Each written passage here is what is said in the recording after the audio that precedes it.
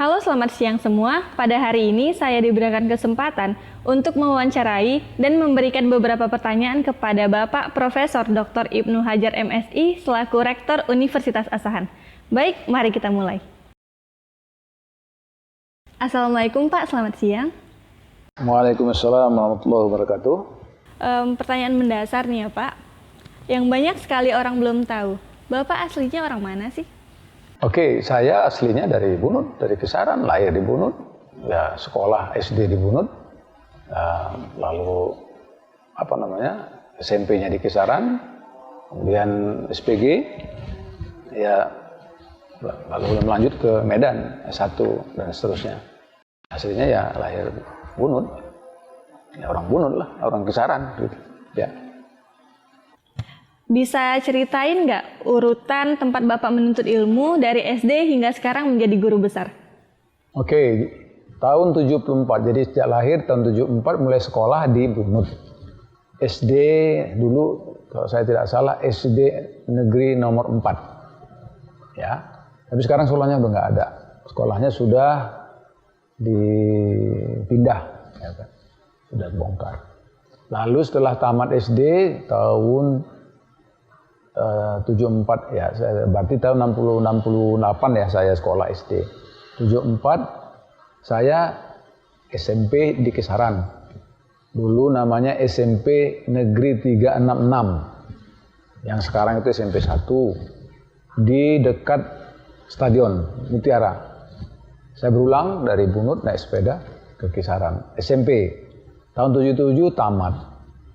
Lanjut saya SPG, saya tidak SMA, Sekolah Pendidikan Guru. SPG saya di Tanjung Balai. Saya melanjut kuliah ke Medan, dulu IKIP Medan yang sekarang menjadi Unimed, di jurusan Administrasi Pendidikan. Tahun 87, alhamdulillah saya diterima menjadi staf. Dulu asisten dosen namanya, di IKIP. Tahun 87 lalu 91 saya sekolah. Mengambil S2 karena waktu itu memang tuntutannya harus S2. Kalau nggak S2 akan dipulangkan ke SMA gitu, jadi guru SMA gitu. Wah, saya nggak mau. Saya sekolah ke Bandung, ke Universitas Padjadjaran. Saya melompat bidang studinya tadi Administrasi Pendidikan, mengambil Sosiologi di Universitas Padjadjaran. Tahun 91, tahun 93 saya selesai. Kemudian pulang kembali ke kampus. Tahun 93, 94 saya lagi mendaftar lagi. Saya ambil S3 di perguruan tinggi yang sama, di Universitas Padjadjaran juga. Dengan bidang yang sama, ilmu sosial, sosiologi. 94 sampai 98. Selesai S3 saya, lalu pulang mengabdi lah, di kampus, terus mengabdi, mengajar, meneliti dan seterusnya. Alhamdulillah di tahun 2007 ya, 2004 apa 2007 kemarin itu, saya dapat guru besar. Ya, saya dapat guru besar di tahun 2007. Nah, pada usia kurang, saya kira waktu 40 ya. Nah, dan saya kira itu sesuatu yang menurut saya luar biasa lah. Saya pernah mendengar Pak, kalau sebelumnya Bapak pernah menjadi dosen di Universitas Asahan. Kira-kira itu tahun berapa ya? Oke, tahun 1986 ketika awal dibukanya Universitas Asahan, saya menjadi salah seorang dosen di Fakultas Keguruan Ilmu Pendidikan. Jadi benar bahwa sejak awal berdiri selama 3 tahun kurang lebih saya mengabdi di Universitas Asahan. Sebagai mantan rektor Unimed, apa latar belakang utama Bapak turun ke daerah dan menjadi rektor di Universitas Asahan? Apa sih potensi yang Bapak lihat dari kampus ini? Ya, yang pertama tentu alasannya personal ya. Ini tentu persoalannya saya merasa tentu punya beban, merasa bersalah, ya kan? Kalau yang saya tahu daerah saya, kampung saya ada universitas, ada perguruan tinggi. Kalau saya tahu sesuatu, bisa melakukan sesuatu, tapi saya tidak lakukan untuk perbaikan, peningkatan mutu, saya kira saya bersalah. Itu personal. Saya terpanggil untuk membangun pendidikan lewat kampus ini. Ya, terus terang waktu itu memang terjadi pergantian, sehingga pengurus-pengurus yayasan itu datang ke saya menanyakan kesediaan saya. Nah, karena pertimbangan pribadi tadi, saya akan merasa bersalah kalau saya bisa menyumbang sesuatu untuk kebaikan, untuk peningkatan, kenapa tidak saya lakukan? Toh, ketika saya menjadi rektor sebelumnya di Universitas Negeri Medan, saya meninggalkan sesuatu yang juga ada yang bisa diingat oleh banyak orang. Paling tidak saya mencatatkan di situ terjadi perubahan yang signifikan juga di UNIMED. Akreditasi paling tidak dari C menjadi B. Beberapa prodi terbangun baru, yang lainnya naik dari B ke A, yang C ke B. Itu pengalaman. Dan saya pikir kenapa nggak saya lakukan di UNA. Yang waktu itu saya tahu keadaannya memang masih jauh dari harapan. Banyak program studi yang masih C. Kemudian ya tata kelola yang tentunya masih memerlukan penyempurnaan, perbaikan, dosen yang dan macam-macam. Sehingga ketika yayasan menanyakan, saya katakan saya bersedia dengan beberapa persyaratan-persyaratan. Ya. Itu yang menjadi pertimbangan personal, dan juga waktu itu ada pertimbangan dari keadaan di yayasan. Tapi yang kedua, dan ini menurut saya yang penting, Kisaran dan Asahan umumnya dengan area-area wilayah-wilayah yang berdampingan itu sebetulnya menurut pandangan saya daerah yang potensial. Pertama, potensi calon mahasiswanya. Saya tahu betul bahwa banyak lulusan SMA, SMK di wilayah saya, di daerah saya, waktu itu yang saya berpikir, itu tidak berkesempatan untuk belajar ke perguruan tinggi negeri. Ini fakta saja. Fakta saya kira. Kalau ada 2% itu sudah luar biasa. Ya. Kenapa? Banyak hal pertimbangannya. Ada ekonomi, atau ada juga persoalan kemampuan bersaing dengan calon-calon lulusan dari SMA lain. Sehingga menurut saya inilah tempat untuk kita memberi ruang bagi anak-anak kita di daerah untuk bisa belajar pada program-program studi yang tersedia. Kita hanya punya 11 di sini. Tapi menurut saya ini representatif. Ada bidang IPA, ya kan? IPA itu di pertanian. Ada teknik, ada ekonomi, ada hukum, ada pendidikan. Apalagi? Menurut saya ini representatif untuk bisa memenuhi kebutuhan tenaga-tenaga lulusan di masyarakat kita, di Asahan. Jadi Asahan dengan inti Kisaran sebagai ibu kota dengan daerah-daerah penyangganya, ya kan, ada Silau, ada Air Joman, ada Sungai Bale, ya kan, ada Sungai Dadap dan seterusnya. Ada lagi kawasan yang berdampingan dengan kita, Tanjung Balai, ada Simalungun, ada Batubara, ada Labura. Saya pikir ini potensi yang harus kita dorong. Kita beri kesempatan belajar di sini.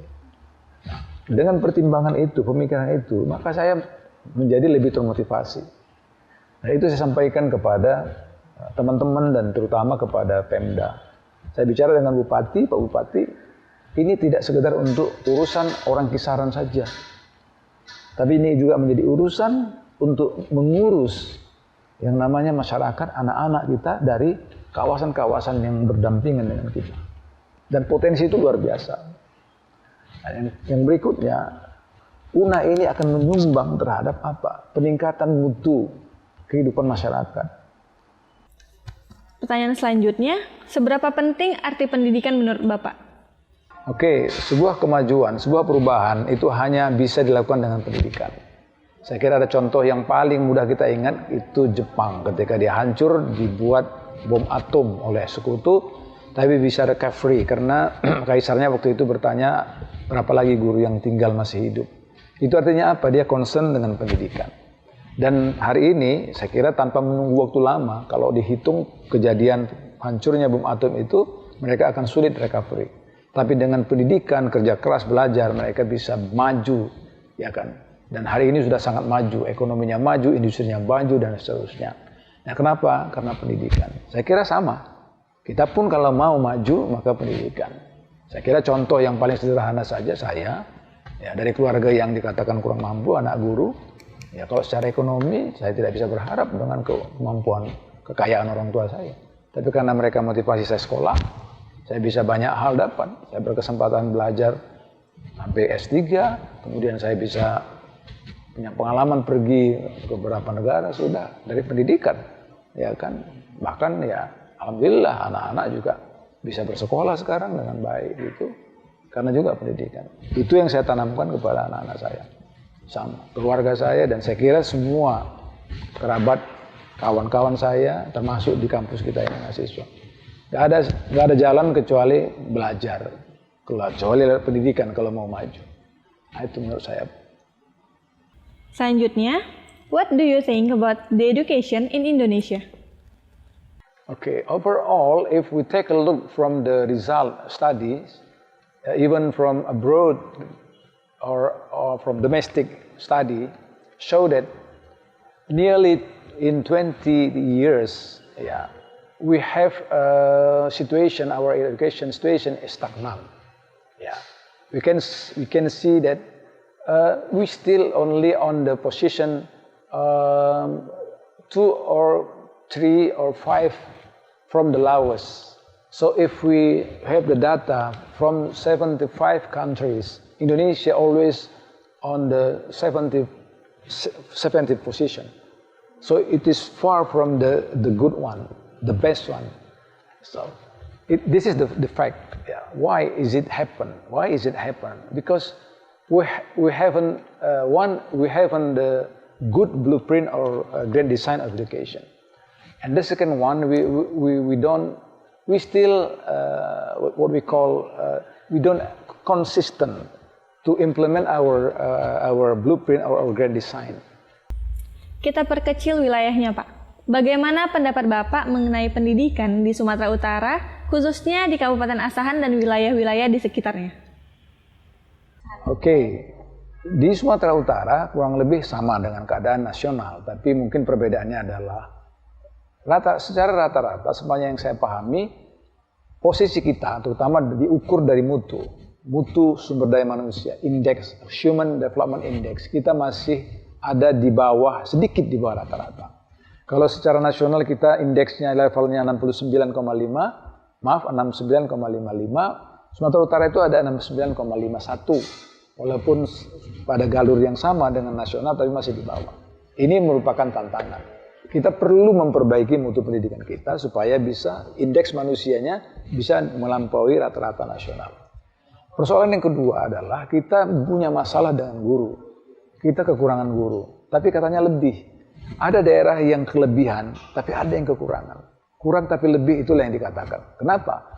Ada wilayah yang over guru, jumlahnya lebih, sementara yang lain kita tidak lakukan penempatan. Kalau begitu masalahnya adalah distribusi guru. Oke. Kemudian juga kualitas guru. Banyak guru, tapi belum tentu semuanya punya kompetensi. Hanya yang minat saja. Saya menduga banyak guru yang hanya sekedar minat, tapi belum tentu punya kompetensi. Loh, tapi sudah sertifikasi Pak. Betul, dia sudah sertifikasi karena yang dikejarnya itu apa? Hanya sertifikat, standar kelayakan. Tapi dari segi performansi itu masih punya masalah. Oleh karenanya kita perlu mereview kebijakan tentang pembinaan guru. Tapi yang kedua, kita perlu memastikan bagaimana layanan pendidikan guru, calon pendidikan guru, LPTK. Ya, kita di Asahan di UNA punya fakultas LPTK, FKIP. Nah, kita perlu concern memperbaiki sistem tata kelola layanan pendidikan calon guru kita. Bagaimana sih kompetensi lulusan pendidikan yang baik menurut Bapak? Ada dua menurut saya, seharusnya kompetensi lulusan itu memilih dia punya kemampuan kompetitif satu, dan yang kedua kemampuan komparatif. Jadi tidak sekedar kemampuan kognitif, afektif, psikomotor, tidak. Itu hanya modal saja. Tapi dalam konteks kompetisi, dalam konteks kehidupan keluar, dia paling tidak dia harus punya dua hal itu. Dan pendidikan harus mempersiapkan itu. Jadi lulusan itu harus punya kemampuan kompetitif. Dia mampu bersaing dengan lulusan lain. Tidak soal itu mau dari mana, mau dari Jawa, dari luar negeri. Kita persiapkan lulusan kita itu punya kemampuan bersaing dalam bidang yang sama. Kemudian yang komparatif itu punya nilai tambah. Apa kelebihannya? Kurikulum hanya menyiapkan kemampuan standar saja. Kurikulum hanya menyiapkan itu. Dia lulus punya kemampuan standar, aspek kognitif, afektif, dan psikomotorik. Tapi nilai tambahnya, kelebihannya apa? Nah itu yang perlu dipersiapkan. Melalui layanan pembelajaran yang hari ini kita sebut dengan pembelajaran aktif itu. Pembelajaran yang menumbuhkan kemampuan baru. Ya kan? Jadi tidak sekedar lulus, punya kemampuan kognitif, tapi tidak. Bagi saya dua hal ini penting. Kemampuan kompetitif dan kemampuan komparatif. Mampu bersaing dan memiliki nilai tambah. Itu yang kelak dia harapkan dia akan bisa sukses nanti di masyarakat. Untuk kedepannya nih Pak, kiat-kiat apa yang akan Bapak lakukan untuk perubahan pendidikan yang lebih baik lagi di Universitas Asahan? Ya, kita terus bekerja keras di UNA ini. Kita lakukan penyempurnaan, kita lakukan perbaikan. Kita sempurnakan sistem kita, sistem perkuliahan kita, kurikulum kita, sistem perangkat aplikasi yang mendukung layanan administrasi, layanan organisasi. Kita punya aplikasi kepegawaian, aplikasi akademik, aplikasi keuangan, dan seterusnya. Dalam 3 tahun terakhir ini itu menjadi porsi yang kita menjadikan porsi untuk perbaikan. Kita juga melakukan perbaikan, pembinaan dosen. Alhamdulillah pada hari ini kurang lebih ada 30 orang dosen kita yang sedang mengikuti S3. Yang sudah selesai juga ada kembali, ya kan. Dari kurang lebih 100 dosen, kalau ada 30 orang lebih, itu 30% berarti. Kalau bisa kita selesaikan dalam 3-4 tahun ke depan, posisi kita sudah pada 30% itu sudah memenuhi standar kelayakan yang baik untuk sebuah perguruan tinggi. 30 orang bisa sampai 40 orang nanti doktor, maka mereka akan kita persiapkan menjadi profesor. Yang anak-anak muda, lulusan-lulusan terbaik dari S1 kita persiapkan juga untuk menjadi calon dosen. Kita sekolahkan S2. Ya kan? Kita tata layanan akademik kita di laboratorium. Peralatan-peralatan yang kita perbaiki, kita sempurnakan. Iklimnya kita perbaiki. Satu hal yang perlu saya garis bawahi adalah apa yang saya sebut dengan komitmen staf seluruh sivitas akademika. Kolaborasi keluarga besar UNA ini bersama yayasan. Kita bina karena punya mimpi kita 5 tahun ke depan UNA ini mestinya masuk dalam 10 besar perguruan tinggi terbaik di Sumatera Utara. Saya bermimpi, saya katakan kita masuk nanti secara nasional itu bisa 100 besar. Sekarang ini kita masih di luar itu. Caranya bagaimana? Kita perbaiki akreditasi. Kita harapkan nanti prodinya banyak akreditasi A. Kita berharap nanti UNA-nya nanti, universitasnya juga akreditasinya A. Insya Allah, itu tahun 2000, mungkin di tahun 2025. Pertanyaan terakhir nih Pak, tapi saya minta Bapak menjawab dengan cepat 5 pertanyaan dari saya. Nggak pakai mikir ya Pak, jawab cepat aja. Boleh kan Pak? Public speaking atau penulis? Penulis. Baca buku atau nonton film? Baca buku. Terkenal baik atau terkenal cerdas? Terkenal baik. Jadi rektor di kampus swasta atau jadi dekan di kampus negeri? Jadi rektor. Donald Trump atau Xi Jinping? Saya menjadi diri sendiri aja lah. Saya nggak mau jadi mereka itu. Baik, terima kasih Pak atas waktunya. Sekian wawancara kita hari ini bersama Bapak Rektor Universitas Asahan. Semoga dapat memberikan motivasi dan semangat bagi kita semua. Saya Rahmi Ningrum Tarizas, pamit undur diri. Sampai jumpa di kesempatan berikutnya.